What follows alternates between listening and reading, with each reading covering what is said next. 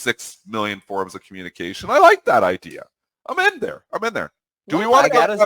Mish, are you ready? Is Mish ready? Yeah, we're digressing. We got to bring Mish in. Bring Mish in here. Save the show.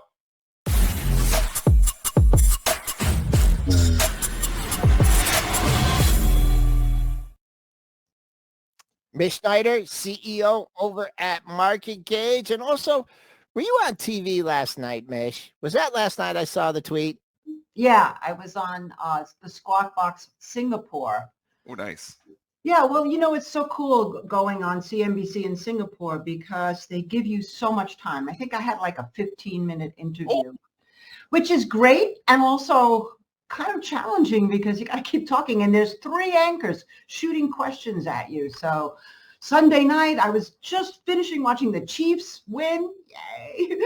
And then, and the Giants and the Lions, all my teams, Pittsburgh. Who don't you like? You like all those teams. He just likes football. I love football. Yeah. So, anyway, good morning, and it's National Coffee Day. Yay. Oh, I didn't know that. Should we be buying Starbucks?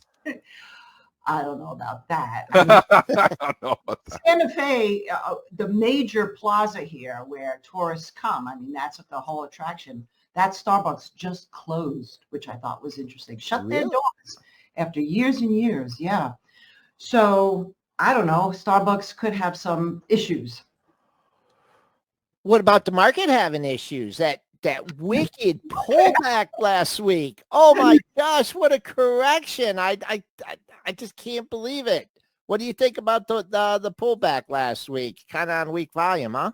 Yeah. Well, before I say that, Dennis, 100% what you said. This has been a year that you don't even have to be, and I don't mean this in any demeaning way, but you don't have to be the smartest stock analyst in the world. You just have to follow what's hot.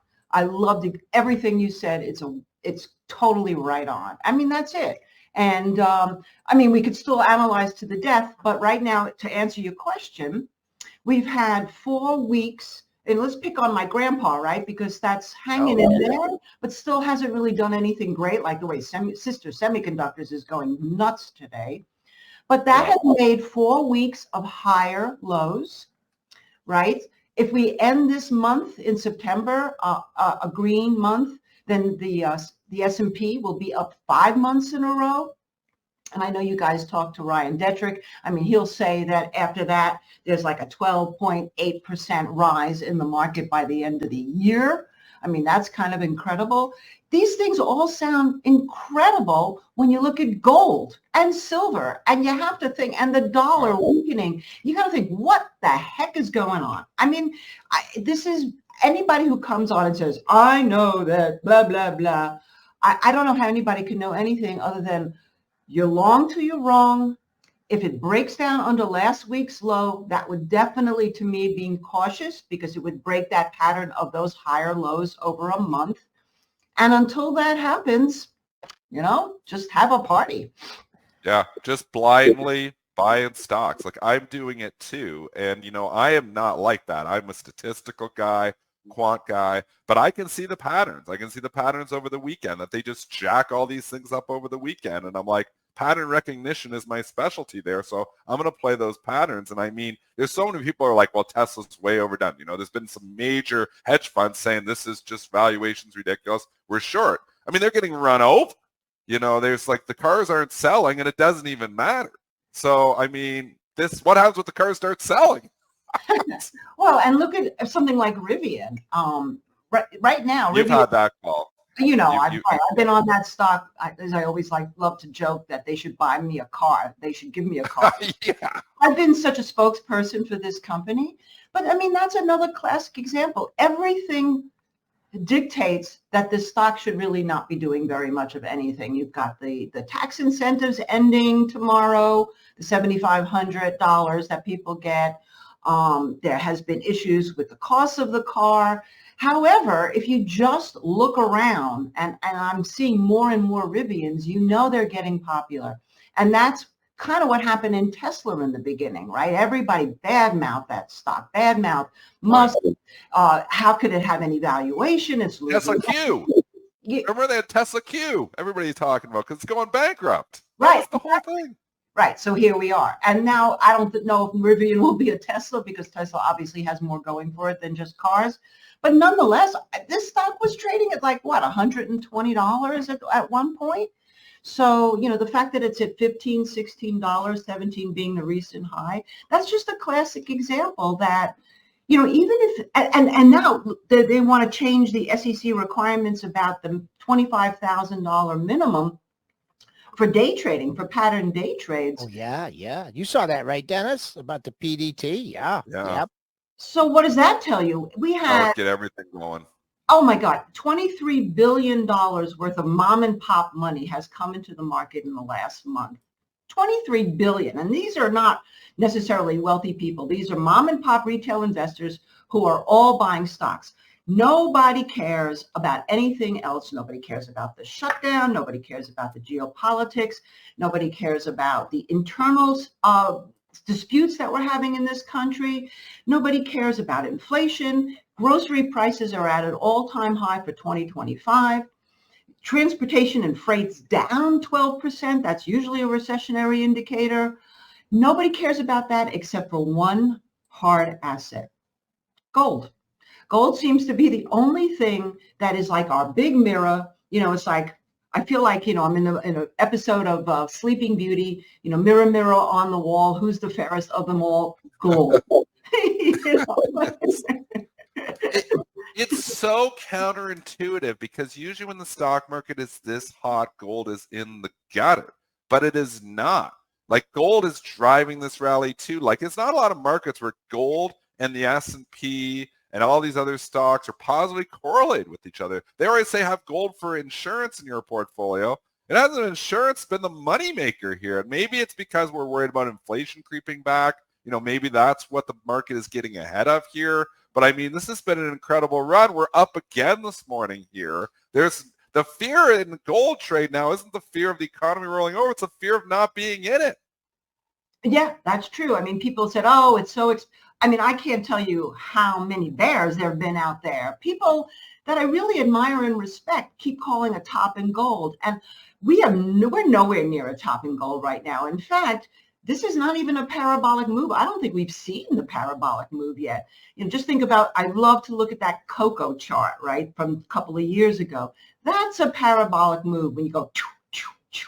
Right now, it's been sort of an orderly move. Now, obviously, the last couple of days, last week, you can see that big shoot up. Now we're coming in higher again today.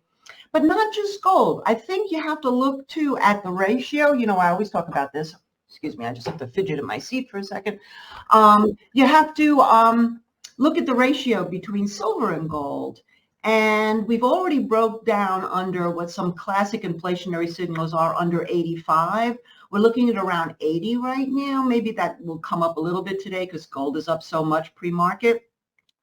But that's one of my first trifecta trades of inflation indicator, which is when the silver starts to outperform the gold. Under 80, it gets interesting, which means silver, it's what, 47, I think, right now? Silver can go to 50 and beyond. People think, 50 is it, right? Yeah, I'm seeing the question on gold miners versus physical.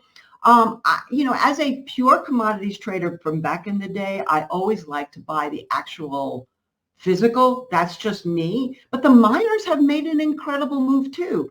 And if we're going to get into some kind of a supply issue, which is what I'm hearing, not just about copper, but also now about silver with the demands that it has from EV to conductivity, AI data centers, and so on, and you start to get the type of central bank buying in silver like you're seeing in gold, then of course the miners are going to have to perform well too.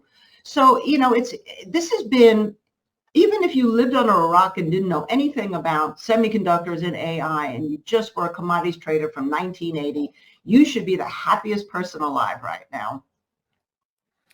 Mish, what about the buck? Mish. What about the buck? What about the dollar? Well, the dollar, again, it looked to me last week like we might have had some kind of a double bottom. That chart that you're showing right now is perfect, right? If you look at July low and then you look at the September low, they're similar. We got the bounce. But the bounce, if it doesn't really materialize, and now you've got all these people screaming bullish dollar, bullish dollar, bullish dollar, but yet I don't really necessarily see from a fundamental standpoint why the dollar should be so bullish. I mean, we know that people are also buying the euro.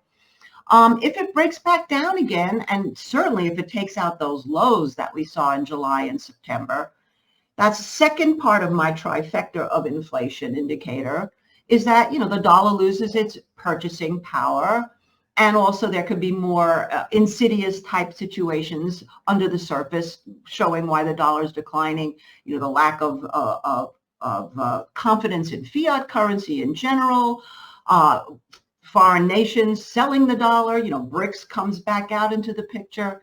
You got to watch the dollar here. If it can get back over, I'd say 100, then I go, okay, new trend. But right now, this is all noise. I don't see, a move from 97 to 98.50 as anything more than just a quick short covering rally. Do you think that's the single most important thing helping in inflation right now is the weak buck? No. I think the single most thing that's really impacting inflation right now is that everything costs more money. I mean, everything costs more money. Certainly, the only thing that really has been tame, of course, is oil. But that's still tame, and it's been a frustrating trade for me because there is such a thing as the gold to oil ratio, and now oil looks so undervalued, but then you get this story about OPEC Plus looking to raise again their production and oil prices go back down, but I keep reading about Permian Basin, producers stopping to drill and frack, and demand being higher than what people think. So that to me is the biggest battle to watch for inflation going from, okay, people are feeling pinched in the supermarkets, restaurants, buying insurance, utility bills, electricity costs are off the roof, but they're still okay on filling their gas tank until they go fully electric, if that ever happens. Yeah, I mean, it's not that bad. I mean, in New Mexico has much cheaper gas than, say, I don't know, what's the price per gallon where you are in Michigan? Joel? Man, I have an EV, so I can't tell you when the last time I've been to the gas station. That's great. Yeah, I have a hybrid, so I can tell you that sometimes I don't even know. I don't know. I just whiz right by it and plug it in when I get home. So I don't know. I think I tell you, in Canada, we're $1.47 a liter. And then there's like 3.6 liters in a gallon. So you can do the math. It's like $6, but then, the exchange is a little bit lower. So it's probably like $4.50 a gallon. Yeah, and I think that's like that equivalent. Like in California, maybe in New York, but here in New Mexico, it's like under $3. It's like $2.89. So, so the point is that if you really want to see us going from the pressure of inflation, have the tariffs in terms of what that's going to create really been seen yet. Obviously, some Fed members don't think we've even seen the worst of that yet. A 480 in San Diego, somebody just said. 272 in Orlando. Wow, cheap. That's go down to Florida. Yeah. So anyway, the point is that if oil actually, for any reason, even though I keep getting the question, but Trump wants oil prices cheap and he gets what he wants, how could you possibly be bullish oil? I don't know if that can be controlled so readily. If certain factors happen, we know that things are still heating up in Russia and Ukraine. We know that, we're bombing Venezuela for fentanyl reasons. We know that China, the economy, even though everybody loves to believe that the economy is dying, is actually doing really well. That's a huge oil demand. We know that there's issues right now with Europe where they're buying their oil from. We're exporting oil, but we're making it very expensive when we do that. So that's my X factor in all of this. That's my trifecta third. And of course, my fourth, I will add a fourth, would be what happens with the price of grains and sugar. And you got to keep your eye on DBA right now and DBC, both of them. Those are two ETFs. Mish, before we let you go, I want to get your thought internationally here. And you can go wherever you want. I've just been watching these China stocks. There's Alibaba up here again this morning. Is this turnaround for real? I kind of feel like it is, but I mean, I've been fooled before where we've seen Alibaba pop 50% in a month and then eventually leaks it all back. Is this time different for China? I believe it is, but I've been believing that, I bought Alibaba at $89. And when it got up to like 100, I got out thinking, oh, wow, I'm so smart. Yeah. And then I got to a point where I didn't want to chase it. So now, of course, I'm sorry about that. Not that I complain. I mean, my God, it's been an incredible year. But I did that differently than I would, let's say, gold. I mean, every time gold came off, I just bought more. And every time it came off, I bought more. And I'm still long gold. And I just, at this point, keep raising stops. So I would say China looks to me pretty solid. I mean, they're certainly working like crazy for AI and clean energy. And now they're doing a lot more tokenization than we're doing here. We're just starting here. But in terms of real world assets, you can now do tokenization on real estate in China. That's an interesting concept because it means you have fractal ownership through tokenization of whatever hard asset that is. In this case, I know China's been focused on the real estate part. So we've got so much interesting stuff going on and an unbelievable future. It's really going to be at this point what cracks. What is gold seeing that we just not have felt yet? And I don't think you could go into this without having that in the back of your mind. So as a technician, Dennis, I know you are too, you just have to keep having good risk parameters and keep raising those stops. And like I said, really watch, including Bitcoin, by the way, which I'm also very bullish on right now, including Bitcoin. You have to look at last week's low. If that breaks, I'm not bullish anymore. Now I know there's going to be a bigger correction. They're all talking Ethereum here too, and that's popping back this morning. Obviously, the BMNR and Tom Lee, has ignited this Ethereum talk here. Are you playing that at all, or are you just sticking with? Yes, I was long Ethereum, Chainlink, Solana, right? And then I'm trading the cryptocurrencies pretty actively. It's like the commodities back in the day. It's so much fun. But today I'm seriously watching Bitmine Immersion, BMNR, because it landed right on the 50-day moving average last week. And then kind of had an inside day on Friday. Well, sort of an inside day. The high on Friday was 50.96. No, the high on Friday was 51.37, excuse me, higher. So to me, that if you want a low risk, it has to hold 47. That was the low on Thursday. But if it does, I mean, that's how I would be playing it right now, I think, from a more stock perspective, just because I'd be more inclined to sit with that with a good stop than I would, say, getting into Ethereum straight out. Because of the volatility. Let's look and see where Ethereum is right now. So Ethereum is under the 50-day moving average. There's a little bit of a negative slope there. We did have really good support at 3,800. That's where you should have been a buyer. Now here, we have to see what happens because we're going to start running into some resistance. If we can plow through that, this is not something that you should be afraid to chase if the volume comes in. But if it starts to roll over, I'd be a little bit more patient. Sticking with the parameters, Mish Snyder, CEO of MarketGauge. Always great. Thanks for coming on early and staying on late. We will talk to you again soon. Cheers, guys.